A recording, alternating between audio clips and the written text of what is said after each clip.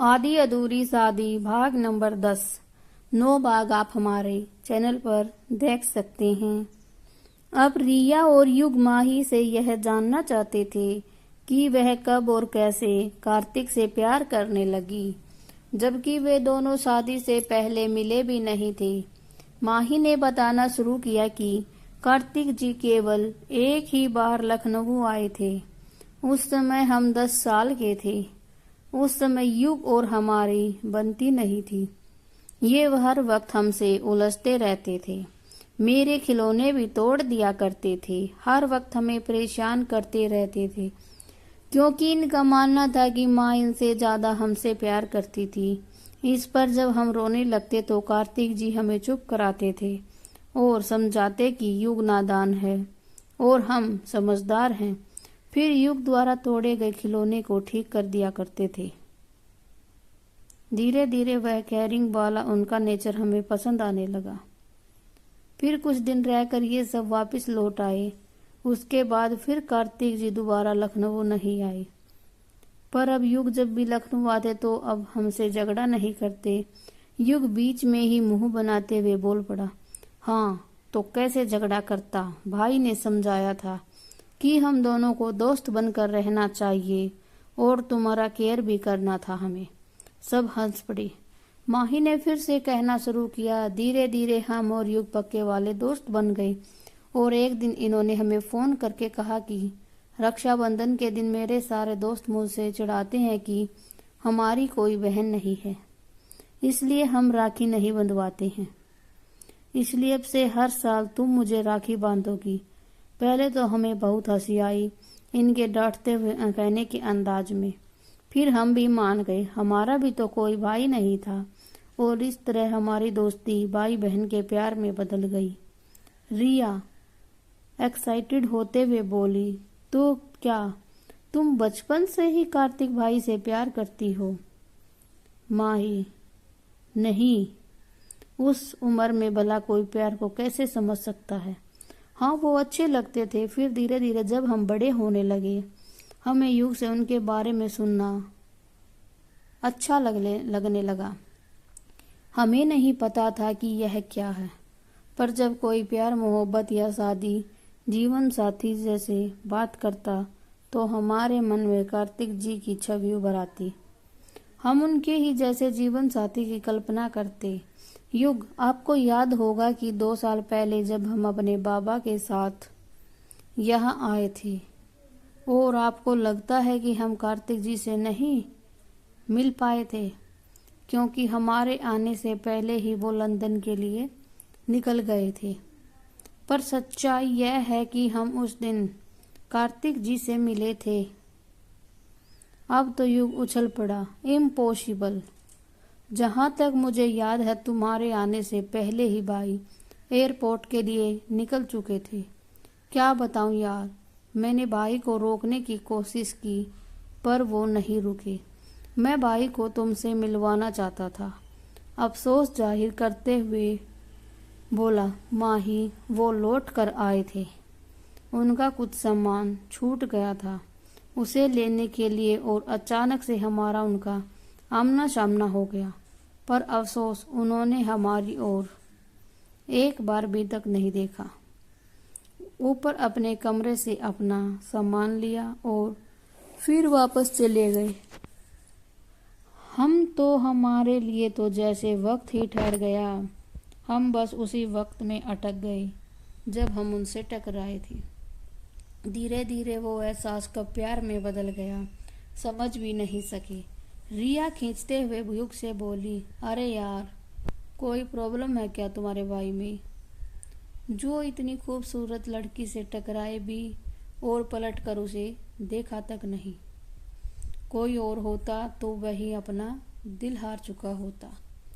युग रिया की ओर गुस्सा से देखा और फिर माही से बोला, तुमने मुझे यह सब बताया क्यों नहीं? माही सिर झुकाए हुए बोली, हम पहले उनसे अपने मन की बात शेयर करना चाहते थे, पर हम फिर दोबारा मिल ही नहीं पाए। इसी बीच बाबा ने हमारा रिश्ता भी तय कर दिया। हम बाबा को देखकर इस रिश्ते से मना भी नहीं कर पाए। बस चुप होकर रह गए। पर हमारी किस्मत ने हमें फिर से कार्तिक जी के साथ जोड़ दिया। पहले तो हम कुछ समझ नहीं पाते और जब तक हमें होश आया कार्तिक जी शादी को मानने से इनकार कर चुके थे। इतना कहकर माही चुप हो गई। उसकी आंखें आंसुओं से भर गई। युग ने उसके आंसू पोंछते हुए उसे अपने गले लगा लिया। रिया भी अपनी भीगी पलकों से बस उसे ही देखे जा रही थी। कुछ देर बाद माही खुद को नॉर्मल करते हुए युग से अलग हुई और बोली, अच्छा चलो अब सो जाओ, सुबह कॉलेज भी जाना है। फिर सब सोने चले गए। युग और रिया ने तय कर लिया कि वह माही और कार्तिक को एक करने की पूरी कोशिश करेंगे। इस तरह दिन बीतने लगे। इस बीच करण भी माही की ओर अट्रैक्ट होने लगा। वह माही के करीब रहने की कोशिश में लगा रहता था। रिया और युग भी माही को खुश रखने की हर संभव कोशिश करते रहते थे। 6 महीने बाद आखिरकार वह दिन भी नजदीक आ गया जब कार्तिक अपनी पढ़ाई समाप्त कर इंडिया वापस आने वाला था। इस बात से जहां एक और सबके मन में खुशी थी, वहीं सब आने वाले कल को लेकर भी चिंतित थे। माही की बेचैनी बढ़ती जा रही थी। इतने दिनों तक उसने अपने आप को संभाल लिया था, पर अब जब वह उसके सामने होगा तो वह खुद को कैसे संभालेगी। जहां एक और कार्तिक इस रिश्ते से दूर भाग रहा था, वहीं माही ने इस रिश्ते को अपनी जिंदगी बना ली थी।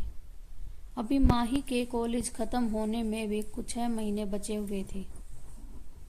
उसने ये 6 महीने हॉस्टल में बिताने का फैसला कर लिया, पर वह ये भी जानती थी पर उसे कोई हॉस्टल जाने देने के लिए तैयार नहीं होगा। इसलिए उसने बाबा से बात करने का फैसला किया। रात में खाना खाने की टेबल पर माही, बाबा हमें आपसे कुछ कहना है। अमरिंदर जी, हाँ बेटा बोलो। माही, बाबा अब हमारा कॉलेज खत्म होने में 6 महीने ही बचे हैं। हम तब तक के लिए रिया के साथ हॉस्टल शिफ्ट होना चाहते हैं, क्योंकि फिर तो रिया भी अपने शहर वापस चली जाएगी। सब समझ रहे थे कि रिया के साथ रहने के बहाने के पीछे कार्तिक का घर लौटने वाली बात है।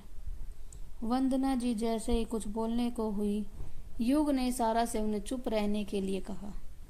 युग पहले से ही घर में सबको समझा दिया था कि कार्तिक भाई और माही के रिश्ते को हमें थोड़ा समय देना चाहिए, ताकि भाई खुद इस रिश्ते को समझ सके। फिर उन सब ने ज़्यादा सवाल जवाब करना ठीक नहीं समझा। उसे हॉस्टल में रहने की परमिशन दे दी। वंदना जी माही से वादा ले लिया कि वह हर संडे यहाँ घर पर स्पेंड करेगी। माही भी इसके लिए तैयार हो गई। आज माही रिया के साथ हॉस्टल शिफ्ट हो गई, क्योंकि कल सुबह कार्तिक घर वापस आने वाला था। रिया इस बात पर भी माही से नाराज थी। रिया, माही मैं तुमसे बहुत ज़्यादा नाराज हूँ। तुम्हें अभी ज़्यादा से ज़्यादा कार्तिक भाई के सामने रहना चाहिए था, ताकि उन्हें तुम्हारी फीलिंग्स का पता चल सके। माही, नहीं रिया, हम ऐसा नहीं कर सकते। हम उनके साथ जबरदस्ती नहीं रहना चाहते हैं। रिया, मुझे समझ में नहीं आता कि इसमें जबरदस्ती कैसे हुई। आखिर तुम उनकी बीवी हो यार। माही व्यंग्य करते हुए बोली। हाँ बीवी, पर ऐसी बीवी जिसके साथ रिश्ता जोड़ने से भी उन्होंने इनकार कर दिया। रिया, पर माही बीच में ही क्यों टोकते हुए बोली। पर वर कुछ नहीं, क्या तुम मेरे साथ रहने से खुश नहीं हो रिया? रिया, अरे ऐसी बात नहीं है, मैं तो बस तेरे लिए बोल रही थी। अच्छा कॉलेज खत्म होने के बाद क्या करोगे? माही कुछ सोचते हुए बोली। तब का तब देखेंगे, अभी तो बंद करो इस टॉपिक को। फिर रिया भी चुप हो गई। उधर कार्तिक भी परेशान था, जिससे वह भाग रहा था। आखिर में फिर उसे उसी से सामना होने वाला था। उसकी बेचैनी बढ़ती जा रही थी। पिछली बार तो गुस्से का बहाना करके वहां से चला गया, अब क्या होगा? एक ही छत के नीचे रहते हुए आखिर कब तक वह उससे भाग पाएगा? आगे की कहानी देखने के लिए आपको अगला भाग देखना पड़ेगा। धन्यवाद। Thanks for watching.